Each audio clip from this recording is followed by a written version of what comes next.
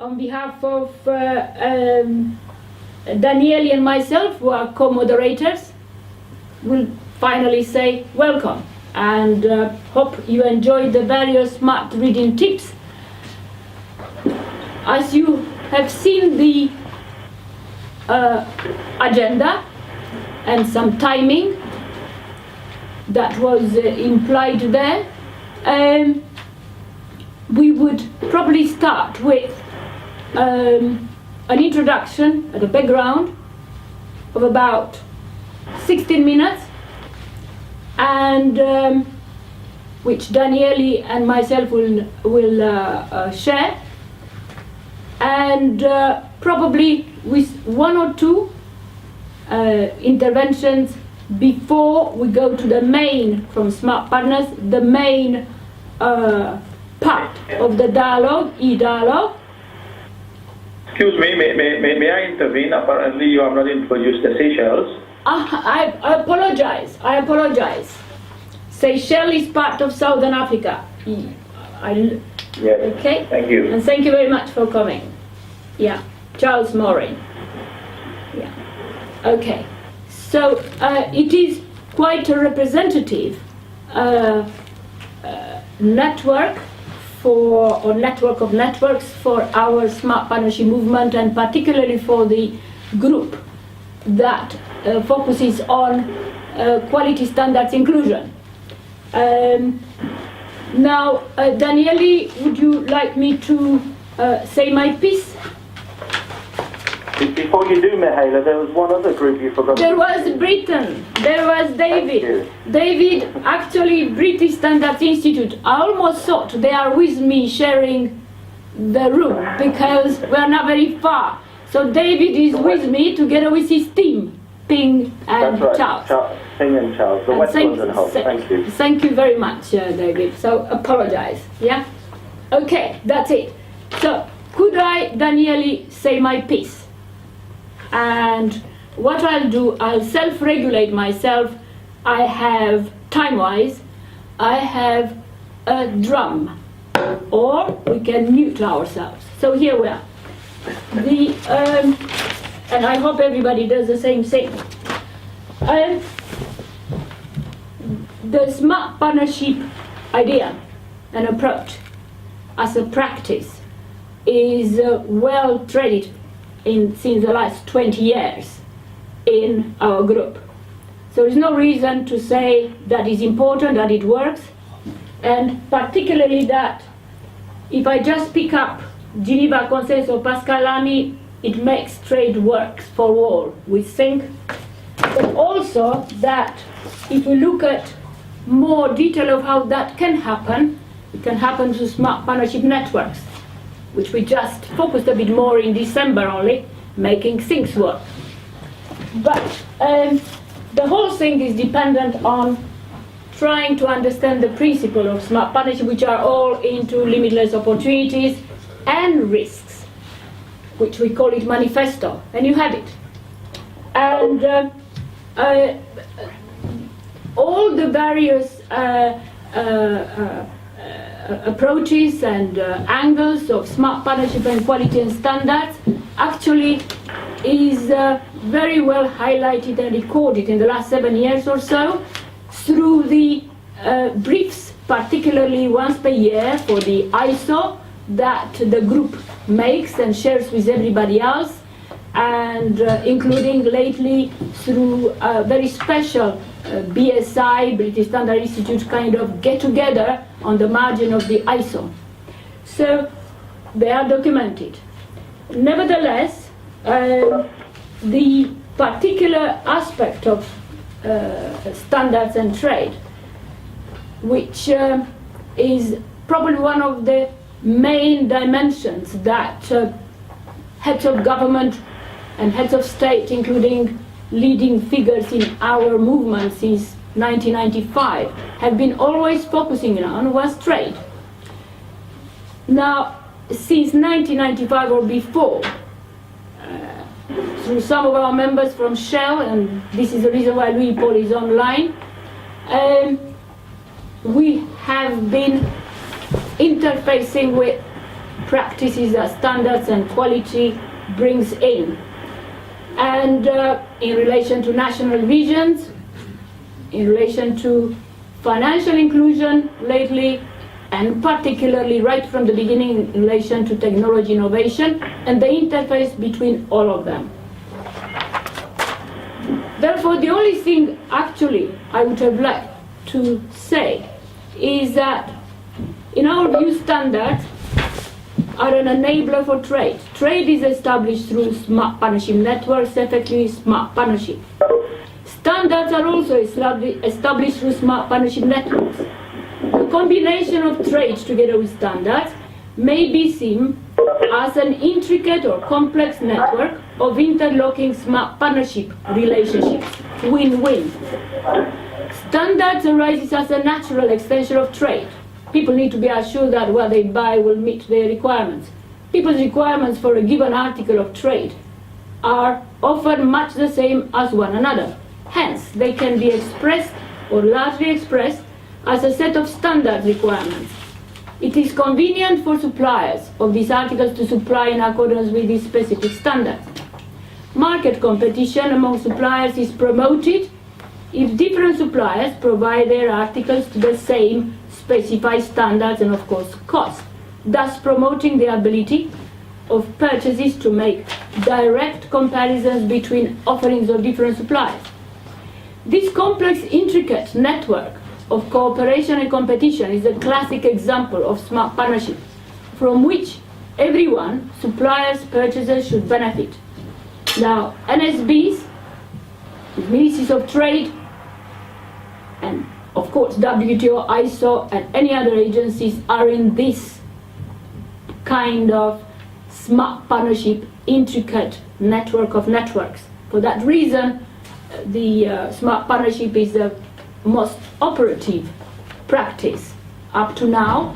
And what I put down actually in a few words, which I finished, is what one would brief heads of government, collective heads of government or ministers or cabinet secretaries.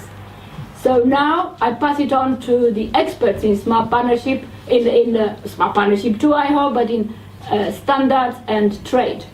Daniele. So we have a number of events that we have decided to organize together. And I would say that from the ISO perspective, in this context, we're addressing the issues of the value of standards from different perspectives. So we had a first webinar in July, and that was focused primarily on the issue of the benefits of standards for various categories of stakeholders. I would like to a bit louder. I would like to recall that in that context, we introduced the notion of the role that standards play, how standards are seen in the framework of economic theory. And particularly, the most important aspects are that standards are seen as contributing to public welfare by improving economic efficiency, helping to address market failure. A bit louder, please. Today we focus the attention on the part of promoting trade. And standards contribute to promoting trade in various ways, primarily because they help to facilitate access to markets through the harmonization of requirements and conformity assessment practices. They help to reduce transaction costs, helping the reliable exchange of information among the economic actors about product characteristics, and they facilitate the establishment, the operation, and the exploitment of supply chain networks. So there's a lot of elements there. But also, what we're really addressing today is we look in more detail because we thought that this was important. We had a number of comments from members and from the Smart Partnership Group. And so we're trying to look in more detail on the role that standards play also in the framework of the international agreement. A bit louder. That covers Please. international trade. Now, this also is a very important intersection between the contribution that standards play for economic development and to support public policies. And it's a real pleasure that we have the opportunity to have with us David McDaniels from WTO, he's Economic Affairs Officer in the Trade and Environment Division of the World Trade Organization. And David will try to lead us into this arena in showing what is the role of standards in the framework of some of the international agreements that cover international trade.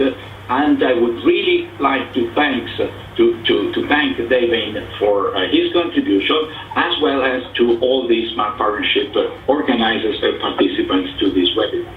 Of course, I will be more available later during the debate, but now I think the floor is to David to really lead us into this very important topic and on the role and how we stand from the World Trade Organization perspective. So thank you very much.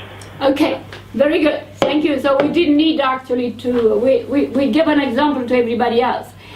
Thank you, Daniele, and I should say on behalf of all of us to thank to you in particularly, but I thought we say thank you at the end but in any way, thank you, Daniele.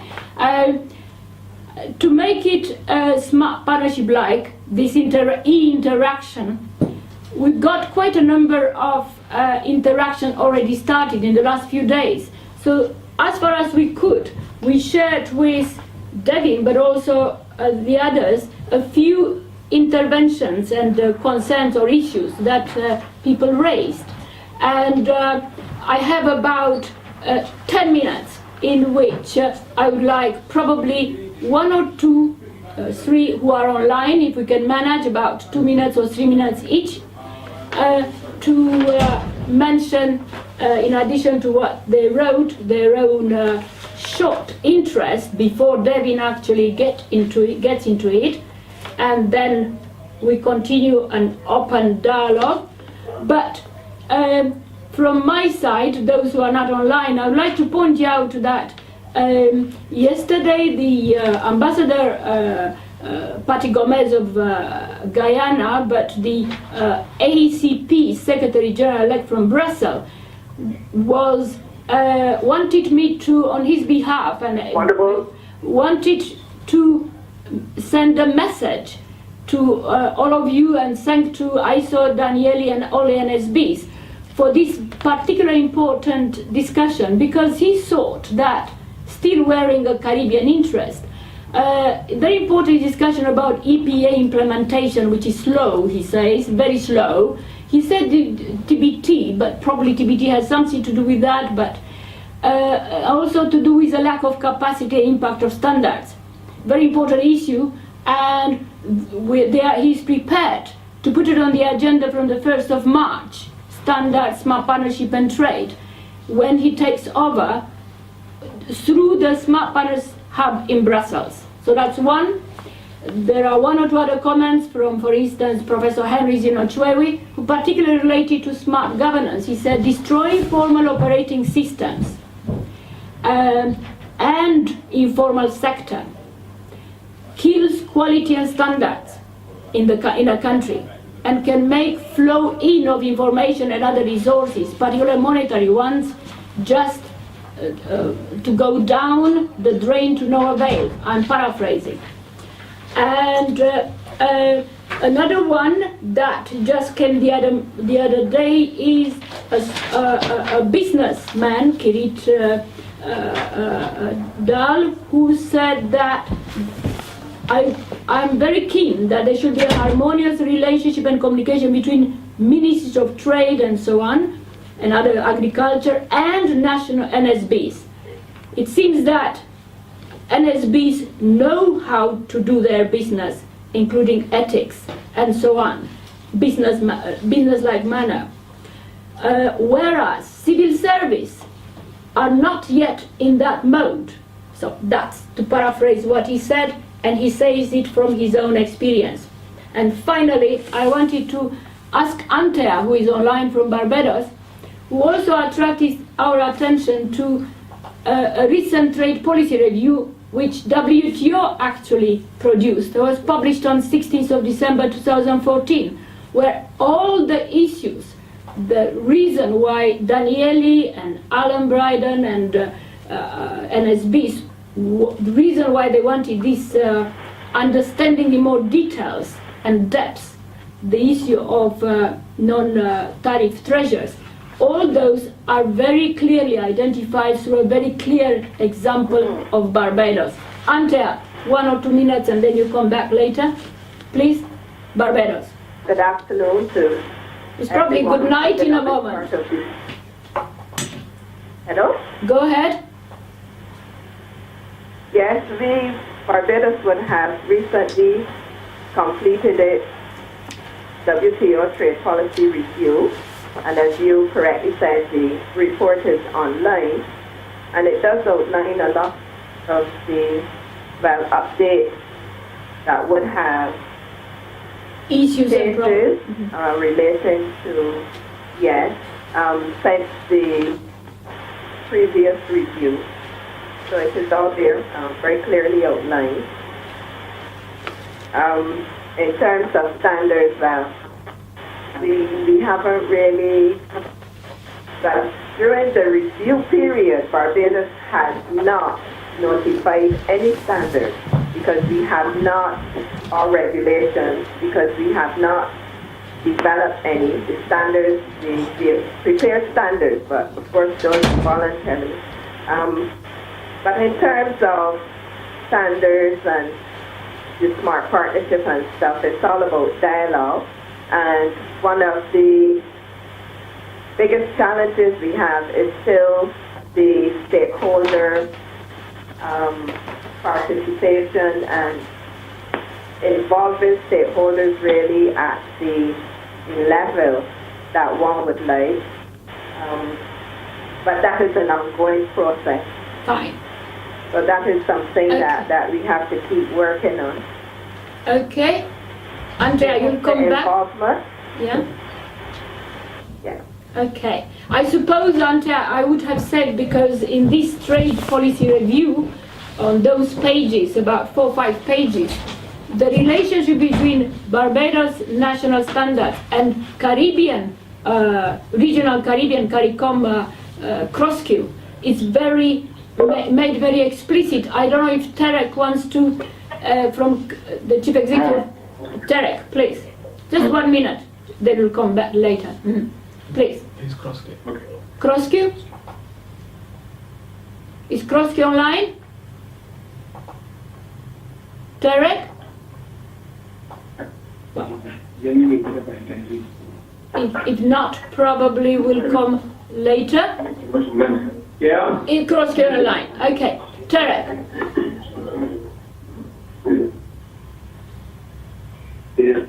At this point of time, you'd like to just say a few words, or we'll probably take you later. But just to say that this document that was very, very timely identified by Antea does actually, the trade policy review of Barbados in December 2014 done by WTO shows exactly the relationship between a national and a regional, like cross-queue. Alan, probably you want to finish off this introduction, please. Alan? Yes, bonjour. Can you hear me? Yes?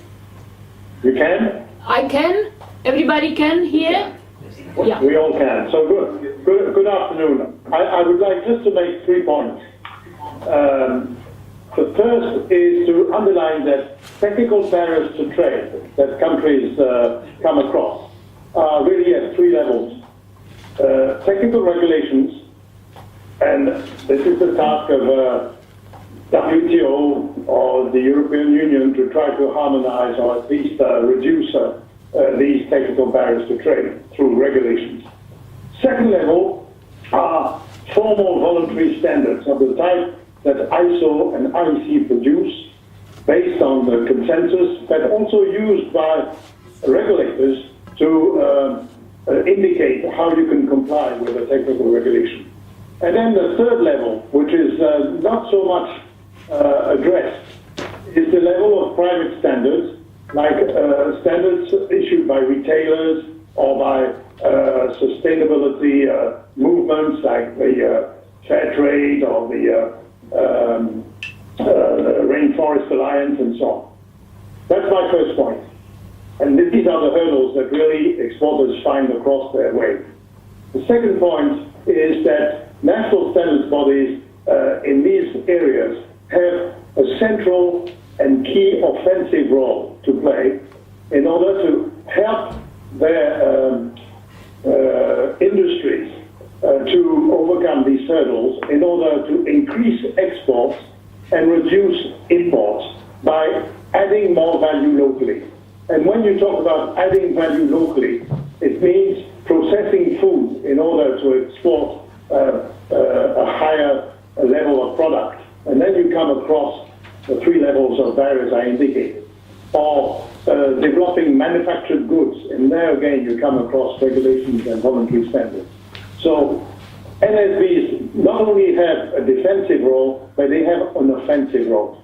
And my third point relates to the second, in fact, is that therefore NSBs must take initiatives with their national export agency, and ISO and the International Trade Center have issued a very interesting handbook on how you can do that, which I recommend. Yeah, which I will put it into the NSBs have a key role in training. So these are the 3 points: training their companies, training the people in industry in their country.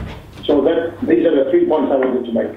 Thank you, Alan. As usually, just now. Over my head. Thank you very much. Now, all the various reading trips, that one of which that Alan referred to, in addition to what Ante referred to, are included with links.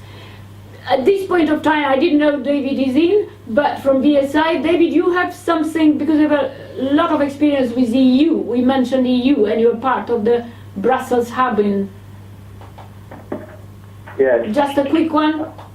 Yeah, please. Okay, let me just make sure that I'm online. You can hear me? Yeah. Well, it's very interesting. Thank you for organising this, by the way, because it is such an important topic. And I just wanted really just to pick up something that was said right at the very beginning in the introduction. You mentioned that standards are essential to follow trade, as you need to know the quality of your imports. And of course, that's absolutely true. But we like to see standards really as an enabler of trade. In fact, we get very cross when we miss out the standards dimension in all trade discussions. So if a country is having a discussion outside of the WTO on a bilateral basis to create a free trade agreement with another country, how can you have that conversation if you don't also have the conversation about standards? How can you have that conversation without somebody from the world of standards in the room? Because as Alan said, it's one of the important levels that both could be a barrier to trade, but can also be an enabler of trade. Yeah. Certainly in the EU discussions that are going on at the moment with the US around the Transatlantic Trade and Investment Partnership, there is a conversation going on the side about standards and how actually we could work together in new areas to produce common standards between the EU and the US. So just to add emphasis to what you said, it's absolutely essential that standards bodies are involved right from the beginning in trade discussions. And probably we know that in Brussels at the various ACP, EU, the networks and smart partnership networks was heavily emphasized to make it operative, this what you brought in again. Okay, I think I will say that it is 2:15 here in London, so we will probably get into the main meat of this.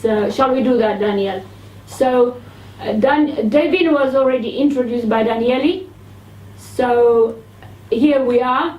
Devin, I had also a discussion with him, and we're very, very happy that he's from Vancouver. Am I right, Devin? Yes, that's right. Yeah. From Canada, from Vancouver, From Canada. So it's let me just say it's a great pleasure to join, and I think it's as everyone has said, it's a very timely discussion, and I think all of the points that have been made, I hope I'll be able to touch on them, and I think I'll be repeating many of the same messages about the importance of standards as an enabler of trade, the importance of dialogue and stakeholder engagement in standard setting, and also, you know, how actually international standards help overcome barriers that countries encounter in trade. Okay, Devin, you had from Diane Rodriguez, the Chief Executive of Standards Bureau and a founder member of Smart Partnership Movement, an intro into how to bring in the Smart Partnership approach. But here you are, Devin, for about 20 minutes or so, or less, or we discussed that. We try to make it as far as possible less kind of more interactive, but we do require to understand the in-depth background that, for reason which we welcome you this dialogue. So here you are, and you have some PowerPoint. Yeah? Yes, can I show my screen? Is that Please, possible? go ahead. And I think everybody can see screens and so on. What I'm going to, the main message that I want to give today is that international standards play an essential role in the context of both helping to facilitate international trade and also avoiding unnecessary barriers to international trade. Now, the TBT agreement, that's the agreement on technical barriers to trade, and that's the WTO agreement which deals with technical regulations, standards, conformity assessment procedures. This agreement encourages and really pushes our 160 member governments to use international standards as a basis for regulation. And the objective is then to promote convergence between regulations, between the mandatory requirements in particular, to help facilitate trade. Now, this next slide actually follows something that was mentioned by Daniele at the beginning, but just to reiterate, you know, standards help promote trade in a number of different ways, because standards help to solve a number of different market failures, and they help provide information about products, they reduce variety, they promote interoperability, they signal about quality and safety of products. All of these elements help promote trade. They help to reduce costs of entering markets. They help promote confidence in internationally traded products, and they help reduce, you know, information asymmetries between consumers and producers. Now, the TBT agreement, as I said at the beginning, it covers what we call 3 types of measures, and this picks up a little bit on what Alan was saying at the beginning about 3 types of sort of technical barriers to trade. When we talk about TBT measures, types of technical barriers, we talk about the technical regulations. Those are the mandatory regulations. We also talk about, we talk about standards, of course, which are voluntary in the TBT area. But then there's a third aspect which I think is also important to mention, and those are the conformity assessment procedures. And I think for you, you're very familiar with these, but in the TBT world, in the WTO world, we treat these as a separate type of issue, and something which our members talk about quite a lot as a barrier. So issues about testing, about certification. Those are challenges that we are working to overcome. Now, the TBT agreement says that members shall use relevant international standards or parts of them as a basis for their technical regulations and conformity assessment procedures. So governments have to use the international standards as a basis for their mandatory requirements. And that, as we said at the outset, that helps to make it easier to engage in international trade. But this is not an absolute. So at the bottom here you see a little comment, except, and that's except when they wouldn't be effective or appropriate for the policy objectives in question. And this we come to a very important point, because the way we see it, and the way the TBT agreement thinks about these issues is that the governments, the WTO member governments, are the ones who are responsible for setting policy objectives. They have to decide, what is the appropriate level of safety? What type of environmental protection, and to what degree do we want to pursue this objective? How much? What is a safe product? And of course, in that context, they are going to rely on standards, whether they're developed at the international level, the national level, to help guide them, maybe to provide the technical underpinnings for their regulations. But governments themselves have to decide what is the policy objective that they're trying to pursue, and that will then decide and sort of condition the scope of the standards that they might want to use. Now, also what the TBT agreement says, and this is also quite important, I think, for the partnership initiative as well, is that it basically pushes members or member governments to participate as much as they can in setting international standards. Because ultimately, under the TBT agreement, the international standards will be the benchmark for regulation. So if you don't have a seat at the table, you might be in trouble. And that's the point here, that members have to participate as much as possible when setting in the process of setting international standards. Now, the TBT agreement, as I was showing you 2 slides ago, you have to use international standards except in certain situations. Now, so there's on the one hand an obligation that members shall use, they shall participate in setting international standards, but there's also a degree of flexibility around the fact that members are supposed to use relevant international standards. So the TBT agreement does not define or specify specific standards bodies or standards that have to be followed. It also says that members shall use international standards as a basis. Now, countries have different practices of referencing standards, and that also influences the degree to which technical regulation is aligned with an international standard. So again, there's some flexibility there, and maybe sometimes only a part of a standard will be used in a regulation, or maybe only a reference indirectly will be made to a standard. So there's many different ways that this is put into practice. And then, of course, only standards that are going to be effective and appropriate for that government's policy objective should be used. So this obligation and flexibility, and you see in the center of the slide, it does create some tension in trade sometimes, and I'll come back to that at the end. And it's something that we try to work here in Geneva at the WTO TBT committee to overcome.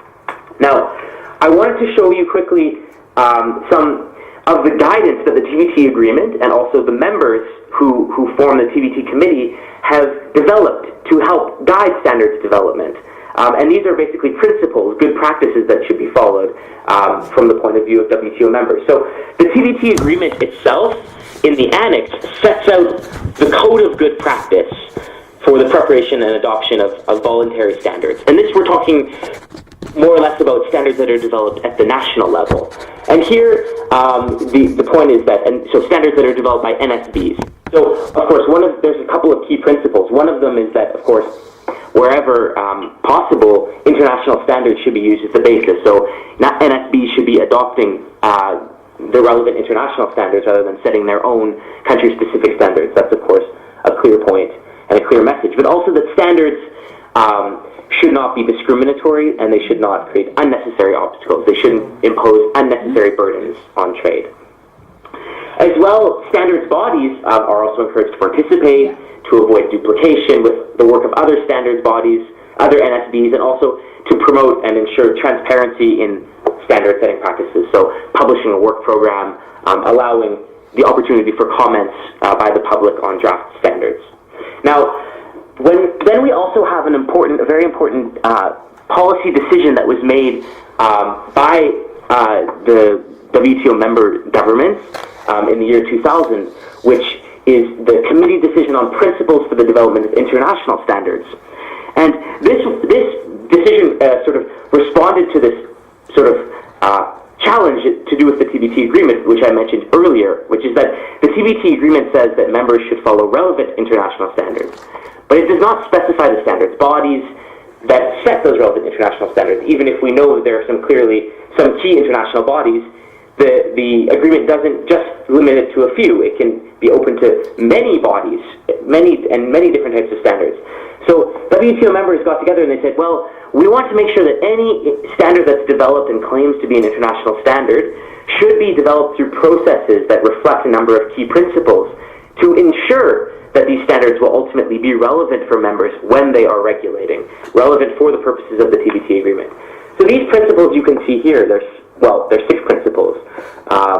And, transparency is an essential one, and that's again, ensuring that members, that all, that interested parties can have access to drafts of standards. Openness is the second principle, which is, I think, one key element is that ensuring that at least all WTO members can participate in setting the standards. Impartiality and consensus in decision-making is also a very key one. Relevance and effectiveness of the standards. So members wanted the standards to be market relevant to reflect state-of-the-art in technology. Coherence, this 5th principle is related to how the work of standards bodies, international standards bodies, may sometimes overlap and creep into one another. And this is an important one, and we know that for example, ISO and IEC work together a lot to ensure that if they are working in similar areas, that they're doing so in a coherent way. So that's the kind of thing we're talking about. Then the last element is the development dimension, the last principle. And here we have talked a lot about this in the WTO, that developing country members, NSBs in developing countries, have faced significant challenges in participating and influencing the outcome of standard setting. So this is a call to the international standards bodies to try to improve and make it more inclusive and help help developing countries participate more.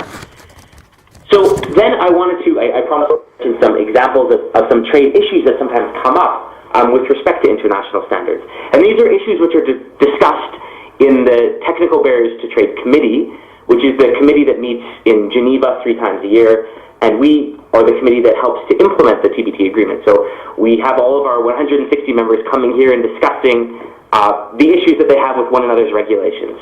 So for instance, a recent one about ceramic tiles. So this is a mandatory Thai industrial standard for ceramic tiles. And the EU raised concerns at a couple meetings last year about this measure, and the EU was claiming that the Thai standard was diverging from the relevant ISO standard, for example, in respect of marking and package, how the tiles should be marked, what was some of the scientific parameters, the water absorption thresholds, and also how what were the requirements under this sort of mandatory standard with respect to testing and the need for an audit of quality control. And sort of what the EU was suggesting was that Thailand should at least accept test results from foreign laboratories and certificates from foreign conformity assessment bodies. And Thailand has responded at these meetings and has said that, well, ISO standards were in fact used as the reference to the Thai industrial standard, even if it was the previous version of the standard, not the most recent version of the standard. And this illustrates one of the challenges, which is when referencing standards, regulations have to keep up to date as well as the standards. And when one falls out of date, one version is behind, this also creates challenges for trade. But in any case, Thailand had reported that they have taken steps to introduce flexibilities, and this has not been, again, raised in the committee at the last meeting, so that would suggest that this issue has at least been partly resolved. Another example is to do with lithium-ion batteries, and this is a requirement that were set out by China, and Japan and Korea raised concerns about this, again, at a couple of the meetings last year. And they were concerned about how the test requirements in China's regulation were not aligned with the relevant IEC standard. And Japan and Korea had asked that China align all of the test requirements with this standard, or at least wait until this IEC standard was updated, because it was reported to the committee that this standard was undergoing a process of revision. Now, China has said, well, we actually are using the relevant IEC standard, so there shouldn't be a trade issue here. But of course, they did say that not all of the criteria of the IEC standard have been adopted, and in fact, they introduced some improvements to the standard, and that these differences were actually perhaps going to be reflected in an updated version of the IEC standard. So what you see here is there's at the WTO, we actually have this, we play a role at the interface between international standard setting and what governments are doing, what regulators are doing at the national level, and how international standards are being used, and the practical trade issues that do arise when regulations are not aligned with relevant international standards or not aligned with the latest version of the international standards. So these are the types of issues we talk about. I'll just wrap up by this slide, and just recalling that, we're talking about, when I say WTO members, we're talking about governments. And of course, governments are responsible for fulfilling the obligations under the TBT agreement. And one of those obligations is to use standards as a basis for regulation. But governments do have this policy space, a flexibility about which standards to use and which context to use. Now, from the side of the NSBs, and also international standard setting organizations, I think we can, one way to look at this is that a good international standard, which is developed according to the principles that WTO members have really highlighted, which includes good due process, openness, transparency, consensus, etc. All of these principles being reflected in the standard will reduce these kind of trade problems that come up. They will reduce the scope for governments not using them and perhaps misusing the policy space that is available to them. So with that, I will wrap it up. I hope I didn't take too much longer than 20 minutes. In fact, and I very well. Look forward to answering any questions that you might have. Okay, thank you. Thank you very much, Devin. And Devin, you also, having talked and received a few inputs, you brought in a tiny little bit technology, but you thought you'll bring it later a bit, more, because we are quite interested in technology in relation to standards and trade. Just one point, the 6 principles remind me again very much, and all of us, of the 10 principles in the smart partnership practice. And the one thing that your development principle, the last one out of 6, probably is valid for any kind of country that wants to do trade and standards, be it already developed, whatever that means, and continuing to develop even further, or those who are a bit further towards that stage. So that development principle probably is valid for anybody else, because WTO covered developing countries and all the rest of it, probably. But no, here it is now the idea that we don't have question and answer, but we have some specific national interest based on this excellent and very, very concised kind of, as Daniele was telling us, background. Otherwise, very, very difficult to look through the very large documentation that exists on this issue.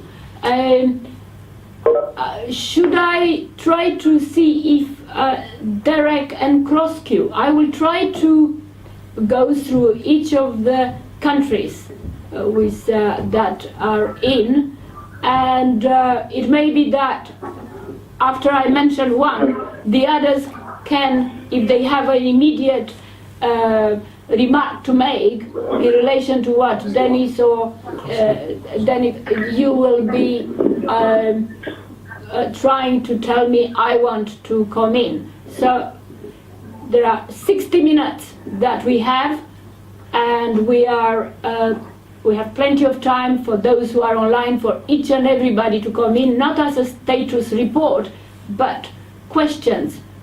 We are recorded, but questions which are open and frank. Derek, shall I, because we discussed a little bit more. You were in Trinidad and Tobago before, isn't it? That's correct, so now we cross you. Right, so is a large team with you, yeah? Yes, we have a large team here, and we just have a couple of comments to make, if we may. Please, go ahead.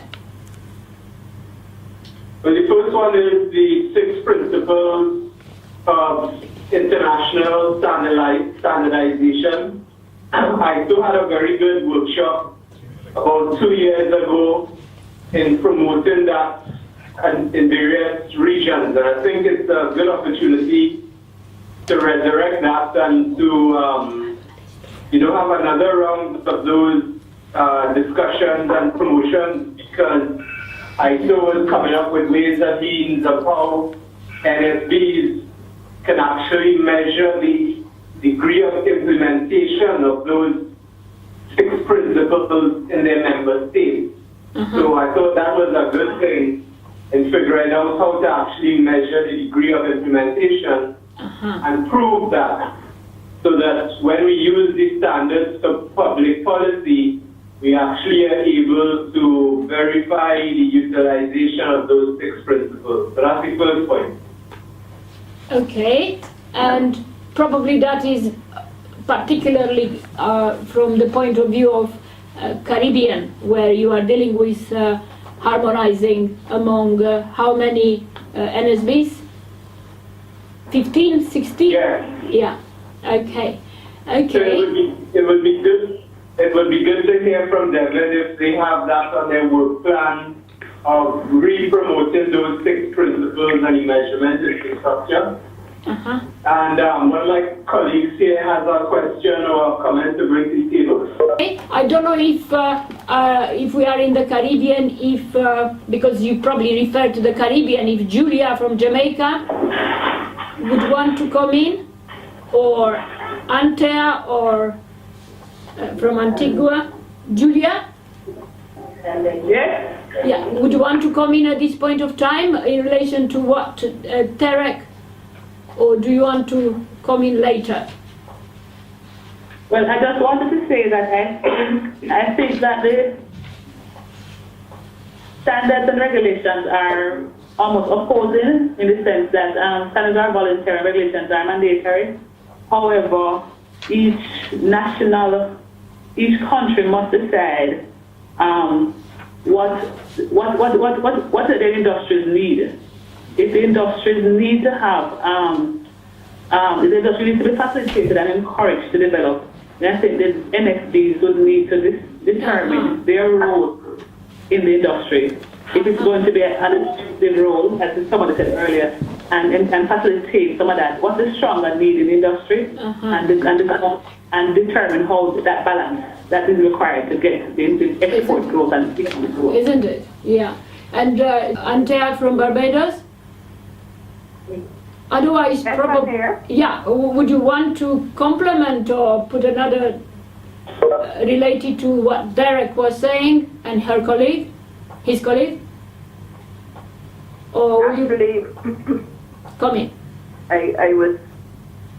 really am supporting what David Bell said in terms of trade negotiations and the enforcement of standards personnel. And that is very critical, but it is not always practical. Why? Yes. Why is that? It is because the standards are used as the basis for the trade. It is really important for standards personnel to be at least involved or support their opinion sought when the negotiations are going on, rather than after the trade agreements are signed, to eliminate or reduce a lot of issues that can develop if the views and the opinions aren't sought at the time. So that really is my intervention now to support his comment.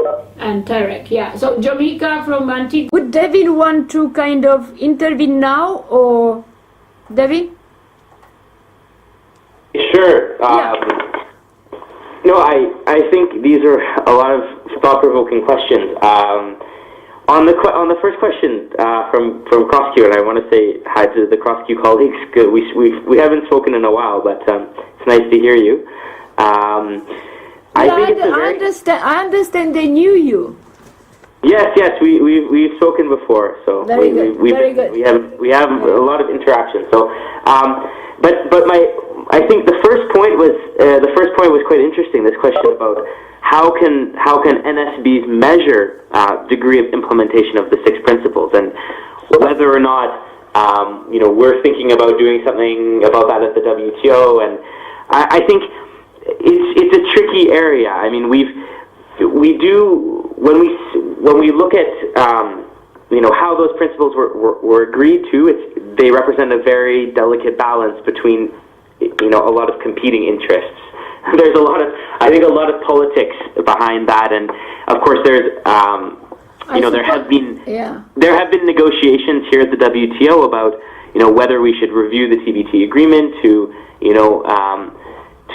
name standard-setting bodies and more recently, in the context of some of the work of the TBT committee, we had some members, like for example India, and some others who have asked, quite explicitly that we review these 6 principles and that the TBT committee should sit down and reflect: do they still reflect this correct balance? Do we need to add new principles? And maybe how can we measure exactly the question? How can we measure that they're being implemented? And I think we are part of our sort of mandate is to get regular updates from the International Standards Development Organization. So we have ISO, IEC, and others briefing members here in the WTO about what they're doing to implement the 6 principles. So that's definitely part of it. But I think to change the work to sort of do it systematically, very interesting. I don't know how realistic it will be for us to do it because it's so sensitive. In terms of participation, I didn't quite get that question from Sanya. It was quite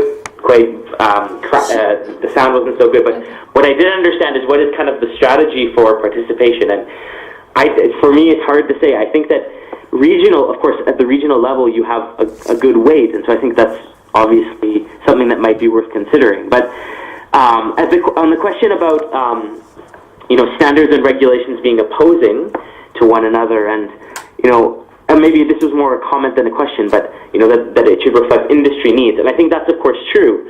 But I don't necessarily think that they're opposing. I think that standards and regulations can and should work together, and that a government which has brought things in order can use standards in a really nice way to support regulations. Morning from Seychelles, may I come in? Yes, please, come in. Thank you. Seychelles. Come in, Charles, please. Thank you very much. Good evening. It's already very late in Seychelles right now. Yeah. I have had a very good look at Devin's presentation, and it's not new to all of us, I believe. However, but based on bullet point 5 and 6, coherence and development, those two must go together. But however, each and every country will put out their standards, regulations, and conformity assessment based on the WTO principle. But the issue of coherence is very important for us. They're on telephone. Having incoherence in application of those standards, regulations, and conformity assessment will sort of retard and break the development of countries wishing to penetrate markets overseas. This is something that we should elaborate, discuss more, even at the WTO level, because some countries have had difficulties into penetrating markets because of the different standards in place and the application of these standards. Like I said, there are incoherence. This is just an observation that we have had, and it is hitting us. On some of our products, not able to penetrate the markets. You have an example, Charles. Standards, regulations, and not in coherence with the rest. I can only underline the importance of NSBs being a focal point for information and also a go-between the government authorities in charge of negotiating these TBT agreements or multilateral trade agreements and the market. So I will come in a bit later with the subject of agro-food products. Because in developing countries, increasing exports and reducing imports is often an issue related to the processing of agro-food products. And this is another issue which is not under the TBT agreement, but I will come back to that later.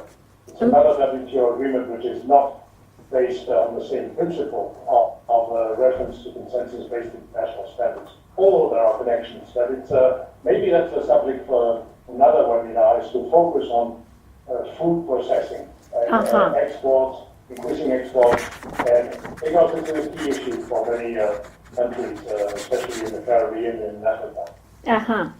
Okay. Daniele, you're making a second point. Would you like to come in now? And then we have David. It was just Please. I mean, there's a number of things that have been said that I totally agree. It was just maybe trying to ask David if in the context of the audience that we have today participating in this workshop, we already touched upon the issue of the important role that NSBs can play in different ways, participating in the process, in the negotiations, as a support for disseminating information. Now, just a couple of things, if we can maybe summarize some of the most frequent, problems. critical points or problems that countries, particularly from developing countries, encounter in relation to the TPT agreement or export issues, and what can be his recommendations on things that can to be done, and particularly on the side of standards bodies, what can be their contribution to this, to support their own countries. Harul, Malaysia and Malaysia Standards Institute, if I may ask you, is also part of ASEAN, Malaysia, yeah? Well, I think under ASEAN there is a working group, what is called as ACCSQ, ASEAN Consultative Committee on Standards and Conformance, whereby all the NSBs would meet regularly at least 2 times a year to discuss on implementation of standards, trying to harmonize them, as well as discussions on technical regulations. All these would be discussed by NSBs under the ACCSQ. I think that is nearest equivalent to other corporations, as you have mentioned, the one in the Caribbean. And ASEAN, Malaysia has a chair of ASEAN for the next so many months. So would it be the issue of non-tariff? Would that be one of place? I think certainly on in the terms of standards in relation to the TBTs and technical regulations, it's part of the agenda in the working group under ASEAN to discuss and to seek views and to have a way forward on the implementation issues of standards in the ASEAN region. Okay. Is BSI online, David, still? And colleagues, are they online? They will come back online. Pardon? Are there any particular new comments you'd like to make? Because Devin, we're trying to reconnect with him, but I was trying to look on your website, David, to try to, as we did last year, try to see if some of the issues to do with WTO and standards and trade and whatever might be on your website. Should they be on the website? On a website of... Go ahead. I would. There are lots of things that should be on our website that aren't on our website. I'm sure we could do a lot better job of explaining what we do. But we are heavily involved in the EU-US secret standards discussion. But we're also having bilateral discussions with other countries, some of them who are online, about the possibility that particular standards, where there isn't an ISO or an IEC standard, but where we have a British standard or possibly a European standard, and the other country has a national standard, we are actively discussing with that country the possibility that we might harmonise our standards or replace our standards for theirs or replace their standards for ours. And that's always at the request of industry groups interested in improving trade links between the two countries. So for example, with China, we recently agreed a deal where we have made available to them some British standards that they might wish to consider implementing in China because there are no ISO or ISO standards in those fields. And that I think is us taking a proactive measure in order to improve the trade possibilities of our industry. We don't need the WTO for that. We don't really need ISO for that. Where is David? But if there is no international standard, there's nothing to stop us from working. Not David, bilaterally but David. national standards according to another national He's standard body. He doesn't answer. Okay, I understand that Devin.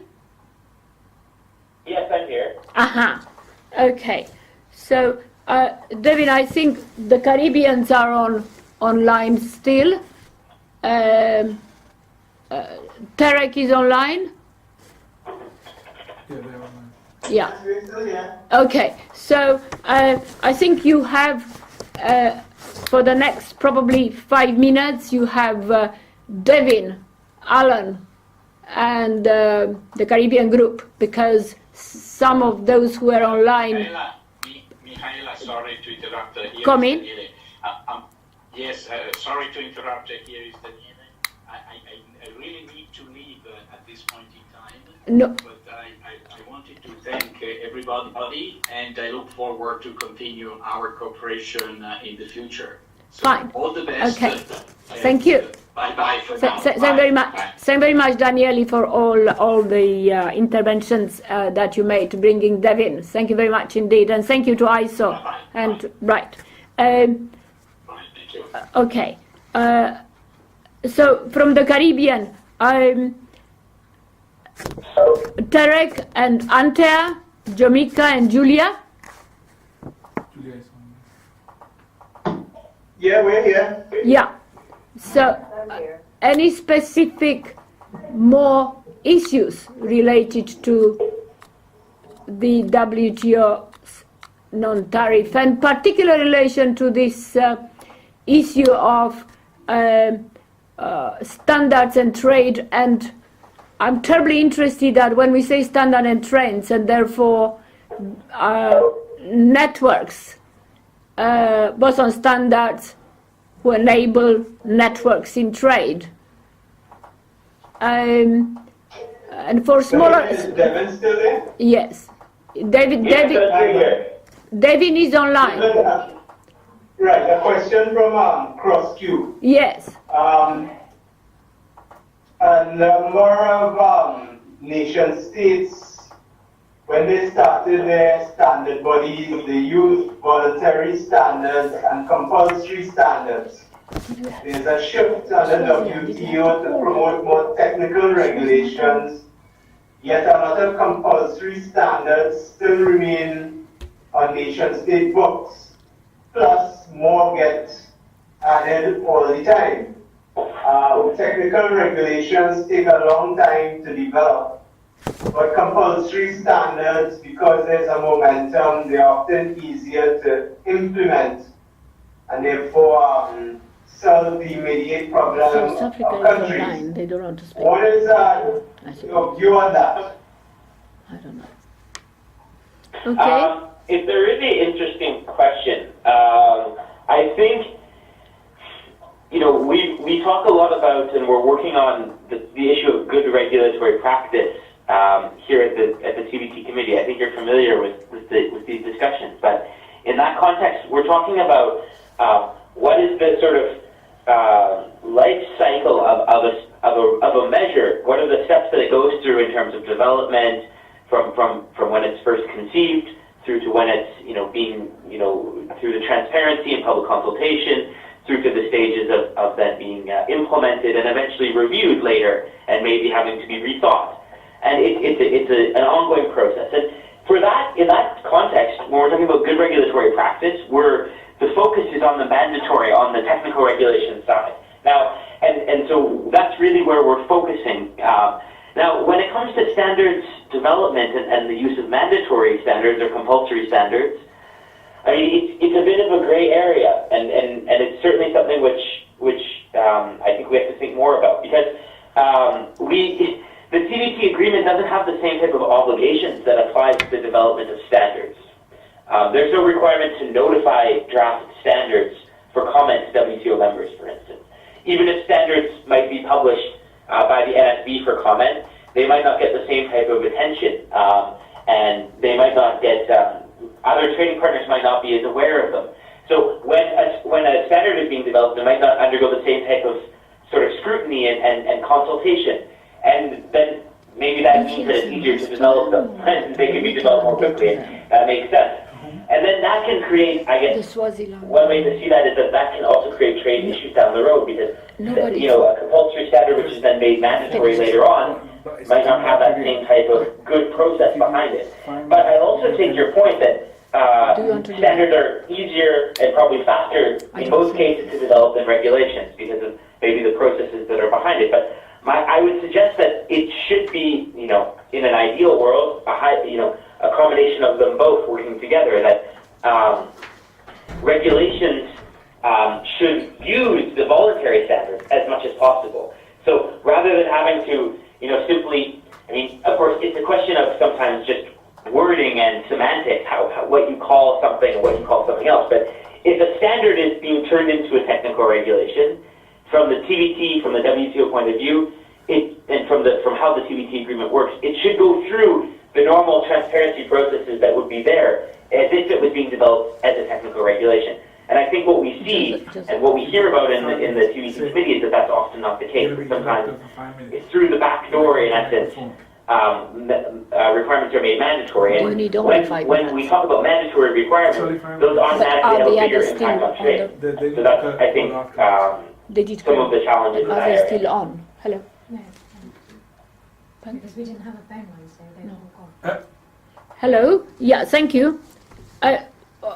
Would you mind if there is a reconnection with those from Southern Africa, but we need about 3 to 4 minutes? Would you mind if we do that?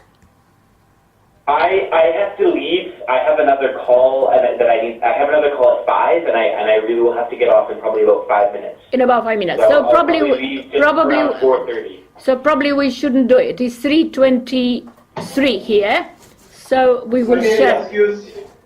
Okay. Hi, Amelia. Yeah. Just a quick thing. Please. The Devin mentioned, it's a kind of backdoor issue, but really for developing countries that really came out of the British system, the compulsory standards is actually a front door issue. That's it. Not a backdoor issue. I don't know if I suppose even I agree with you. I think even Seychelles, small islands have got, most of them, a particular problem. Devin, probably a last comment from you, and then Alan probably will make. Devin, since you have to go, please. Hello? So my last comment will just be that I think it's something, this relationship between standards and their use in technical regulations is something that's on our agenda in some sense. And this year is the year that we're going to be doing the 7th triennial review. So I know that sounds like a lot of nonsense, but let me quickly explain. It's basically the WTO members are going to review how the TBT agreement is working. And we do this every 3 years. And this review that we're doing this year will sort of set the agenda, the work program for the next 3 years. And one of the things that I think may and hopefully will come up is this question about standards and regulations. So, Cross-Q, if this is something that is important and you want to discuss further and you think that should be more on the agenda, I'm happy to discuss further with you, and perhaps some of your members can just bring a paper or a proposal to the TBT committee in the context of this review, and then it will be discussed and we will reflect that in what we're doing. So that's an open invitation that I look forward to discussing with you further. Okay. And then finally, let me say thank you so much for the opportunity. It's been very interesting. Thank you very much, Devin. And I think Alan and David Bell and so on. Thank you very much. And as Daniele, we explained to him to ISO, we're very grateful that WTO through you was present. So if you probably want to leave, but if Alan or David or boss want to kind of relate to a very short sentence for Devin and the rest of the participants, Alan Brighton speaking. I think that overcoming technical barriers to trade of the various nature we mentioned is typically an issue for public-private partnership. There are some intergovernmental agreements, but there are also some issues relating to the private sector. So I think that national standards bodies should try as much as possible to grasp the whole area of these technical barriers to trade and act as the go-between between the international scene and the local requests from their industries to upgrade their quality and their ability to export and also to produce locally more added value. So that's my last message. Yeah, and of course this... yeah, please, David. Yes, and for me, just to echo that, I think it's about proactivity. So standards bodies should be proactive to work with industry to understand where they are struggling with standards-related trade problems, and work with their governments to make sure that they are involved in the international trade discussions. My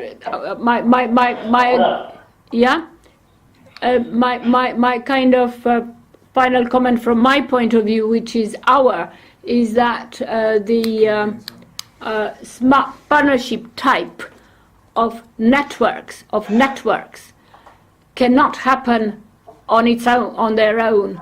So that is where this, under the inclusivity umbrella, the quality and standards inclusion group were trying to see in what way one can measure, as Tarek was saying, how do you measure? One can measure progress that has been made, and you can only probably do it through identification of interaction between networks, between the trade networks, smart standards making networks, and if they exist, they interact proper, then you can measure in relation to regulations and so on. But if you continuously review, I suppose, regulations, including TBT, without seeing how this could be made operative, trying to identify and maintain networks, which is, and their cooperative, competitive type of behaviors. So that is where smart partnership and the dialogues and the relationship with heads of government and everything else comes in.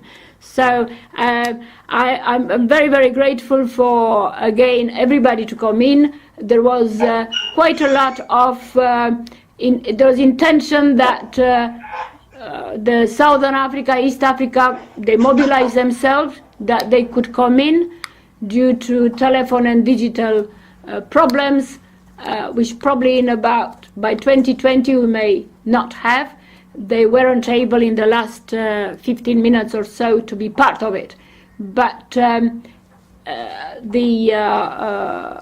everything is recorded to the webcast, and that will be made available to more even than those that intended to be online. So thank you very much, Alan, David. Thank you very much to the Caribbean team. I suppose what we should do is to try to invite ourselves to the Caribbean again, since we were already invited by Antea, but now probably we have no choice. So quite a number. Yeah, came in online. Yes. Ah, well done. Well done. Alan probably will be able to reply. I'm sorry we lost you. Sure. You have a whole team there, and it's first time. Apologize to everybody. I don't know what happened, but apologize for the digital inability to match your enthusiasm. Go ahead, please. True, but we followed it up.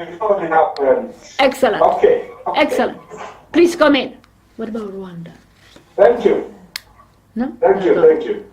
You want to make a quick intervention before you close? Hello. No. Do they have a question? Do you want? Do you want to make an intervention now or a comment to be recorded? Yes. Please, go ahead. Go ahead, you can speak. Please. You are getting me? I'm getting you. Okay. I think we had a problem with the internet, and No problem.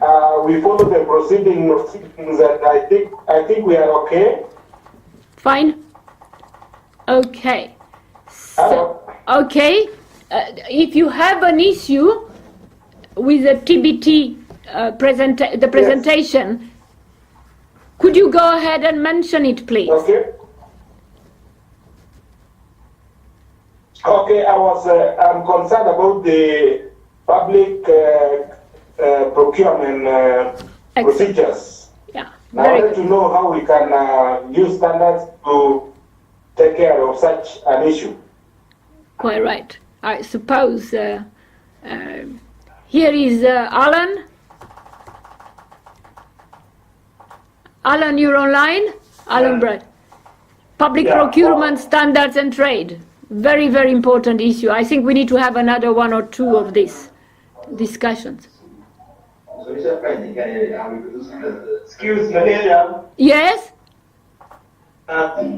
Rescue needs to leave the meeting now. We have another schedule, so Okay, fine. thanks very much for inviting us. Thank you very much for coming in so enthusiastically. Thank you.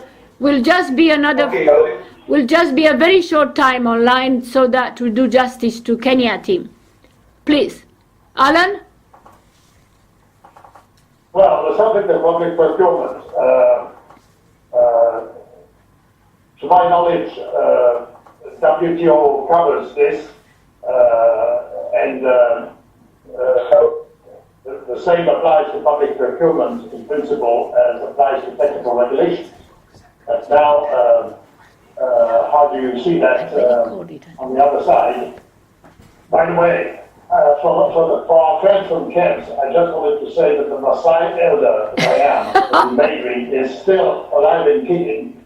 And I was quite impressed by your training center, which I inaugurated some 7 years ago, maybe. And I wonder whether it is still developing. And because I believe training is a very important aspect of your role in these areas of technical maritime trade. So maybe Kenya can testify on that.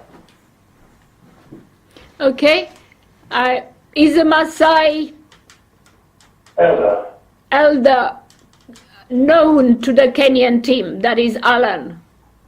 Well, maybe they have changed by I was named Messiah in 2007. Fine. Well, I think probably you'll need to go there, Alan, but... Again. Yeah. I have all the outfits. Okay. The public procurement, David and WTO, how do you deal with that? David? Hello? Yeah. Yes. Is David still online? I think Alan has mentioned it well. Uh-huh.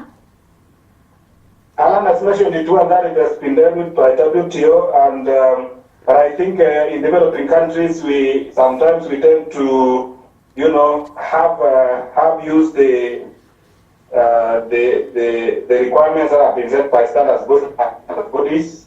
And I think it's a good thing to think about over and over again. Yeah. So that we are able to do it in a transparent and open manner. Actually, so that we support government and actually, yes. I'm very grateful you raised the issue of public procurement, because we did have that issue at the level of all the heads of government, so under the dialogue in Dar es Salaam on the agenda, and we needed to take it over, take it further. Very important issue, very important issue. Thank you for raising that, and thank you for staying online. Okay, so shall we call it a day? Ante is online, or besides Jamaica, or Ante still is online. So, and Julia, so okay. Any last word from the two of you? To the Kenyan colleague, he raised public procurement. Yes, that too is an issue. Uh-huh. So yes, that needs to be A further. addressed. Uh-huh. Yes. Julia? Mhm. Please. No. Go ahead. Uh-huh. Okay.